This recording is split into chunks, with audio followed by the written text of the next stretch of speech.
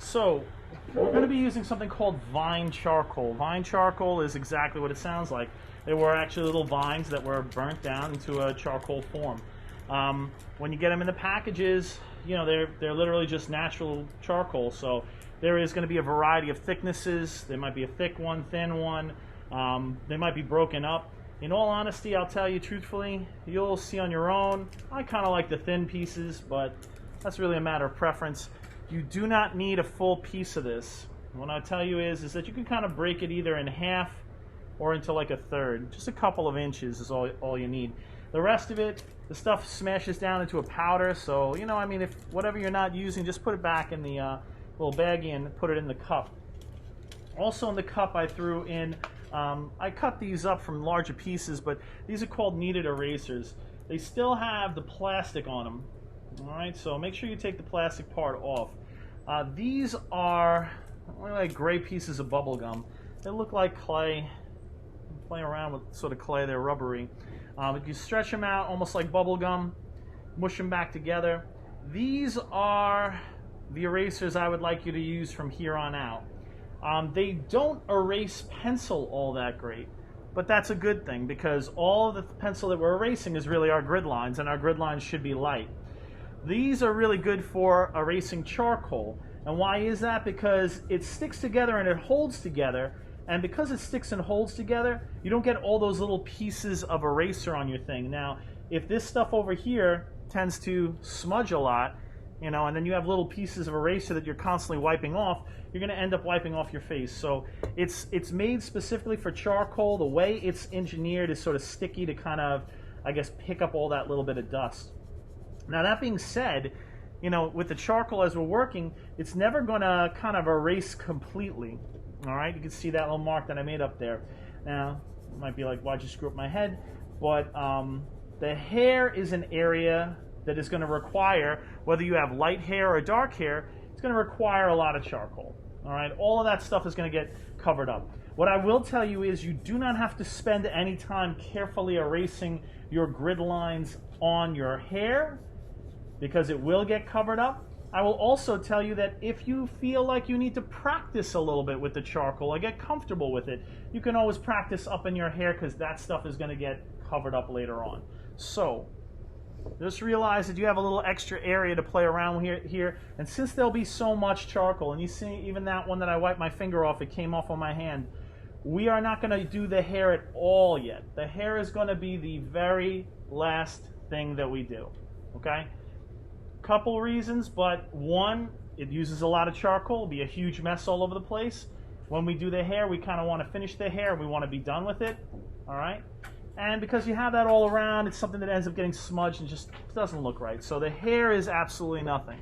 The hair is an area, if you want, you can play around with and practice with in the beginning. How to hold the charcoal, okay? Don't hold this thing like a pencil. If you try to work with this like a pencil, it is going to probably break on you. Hold it level to the paper, like parallel to the paper. I grab it with my fingertips like this, and I usually have just about a half an inch or a quarter inch sticking out in the front. When I'm working, I'm looking to try to get even coverage on however I'm shading, okay? I'm looking for even coverage. Even coverage, when I try to blend it in, will look fairly even. If I make a little scribble like I did over here and then I try to blend that, as much as I try, it's really not going anywhere. All right, so the biggest thing we want to do right now is even soft coverage. How do we get that? We get that with a decent amount of the charcoal actually touching the paper. You're not using it like a pencil point. And really, we're just varying how hard we're pressing down.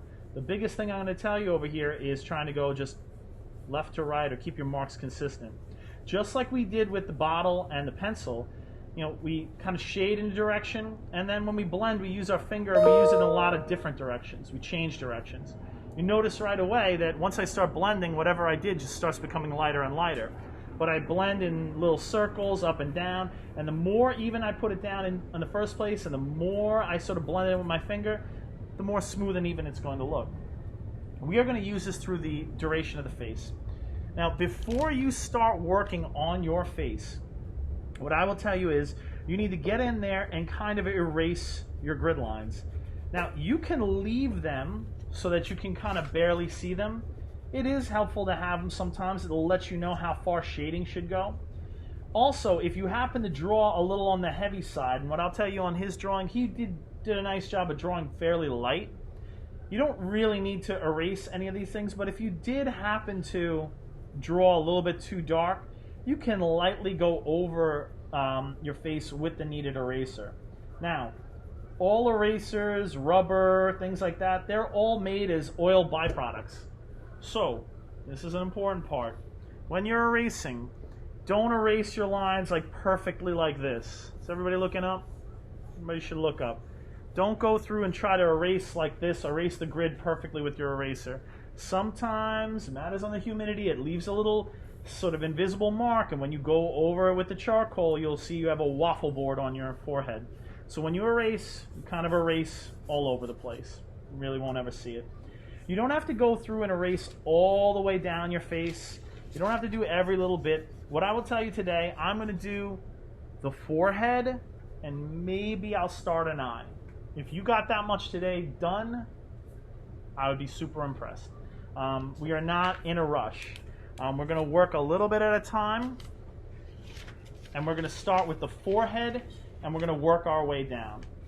Couple reasons for this. Number one, if we are picking around, like I'm just going to do a little bit over here, and I'm going to do a little bit by the mouth, and I'll do a little bit by the eyes, and if you approach it like that, what's going to happen is you're invariably at some point going to lean your hand on top of areas that you've already done. And when you do that, you'll smudge it, it'll have to be redone, you're just going to make a giant mess. So that's one of the reasons. The other reason is from a practical standpoint is the forehead is probably going to be one of the easiest spots that you have. It's also going to give you an opportunity to kind of play around with the charcoal a little bit in an area that you can't really mess up. Now, the only way you can screw up your forehead would be if you started putting dark shading in areas that doesn't have dark shading. So in this case, what I'm looking at is the middle of his forehead is the darkest part of his forehead. Out towards the temples here, just by the way the lines, the lights were, is the lighter area.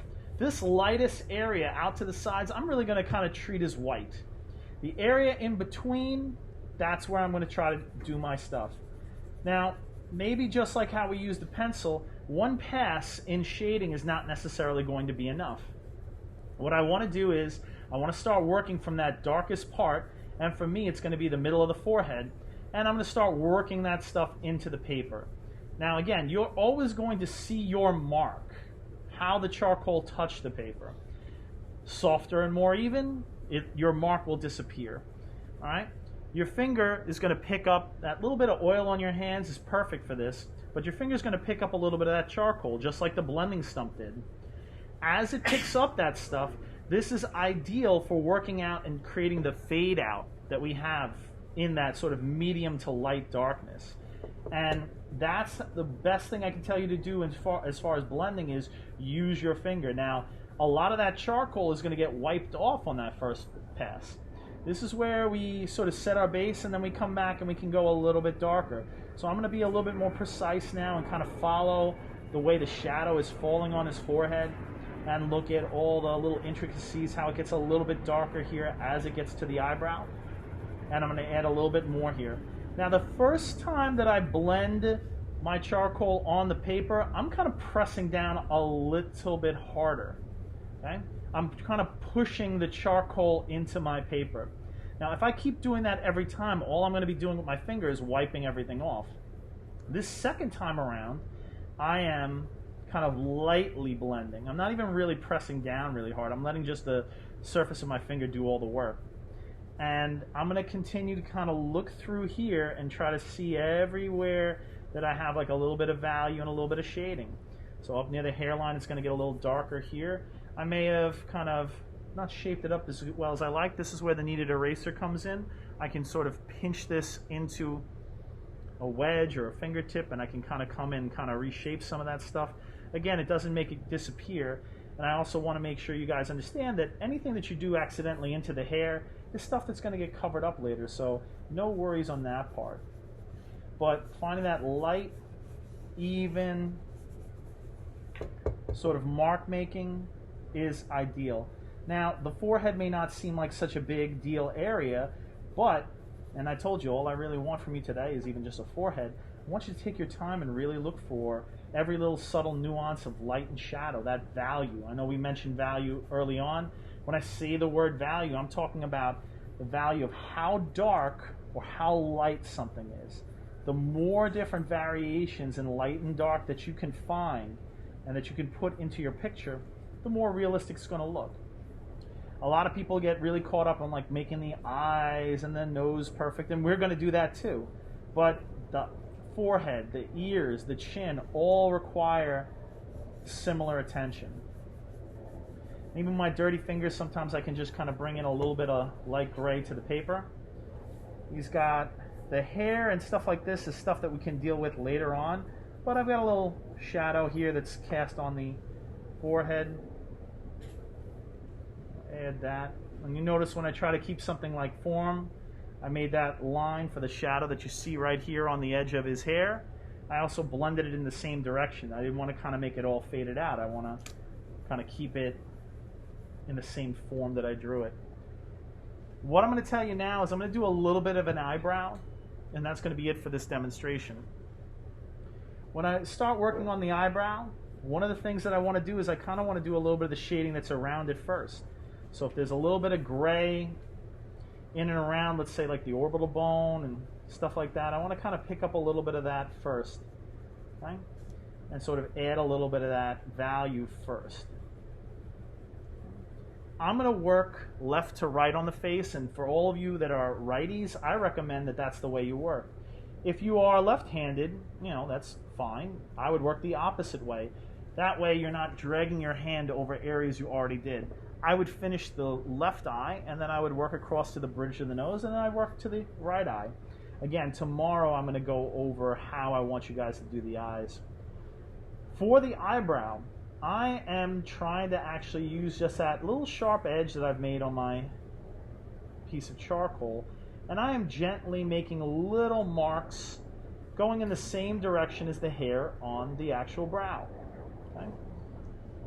In some areas, like over here, I'm going to try to make those little marks a little bit darker, and then in other areas a little bit lighter. I'm going to very gently drag my finger over this one time, just kind of like I'm combing my own eyebrows up with my finger, like kind of pressing them to the side. This is where I can grab my kneaded eraser. If I need to kind of shape some things up, or if it got too smudged out, I can kind of lighten things up. And then the next thing I'm going to do is kind of finish it intentionally, leaving some of these marks unblended and generally going in the same direction as the hair. I am not painstakingly drawing every little hair on this brow, but what I'm trying to do is add a little bit of texture, the same that you see in the picture. And just like we talked about with the drawing, don't make stuff up. Okay? It's got a little bit more darkness right here in the brow, so I'm making a few more marks. Out towards the edges, there's almost nothing. And this is not a pencil, so we're not going to get more detail than that. In fact, you know, for me, I'm not going to lie to you, I have more experience doing this than you. That's about as good an eyebrow as I'm going to do in charcoal. If you want to add a little bit more detail, you can always take your kneaded eraser. You can wedge it into a little bit of a sort of like edge. And if you feel like you want to try to get a couple of those little highlights and stuff like that, you can always kind of mess around with that. In all honesty, at this point in time, if you manage to do the forehead today, and even started an eyebrow, or two eyebrows for that matter, that would be a lot. What I'd like to do tomorrow is, I would like to go over how to do the eye, all right? The next day I'll do the nose, and the last day I'll do the mouth. We're going to take our time, and we're going to try to be accurate on every step of this thing. The biggest thing is trying to get comfortable with the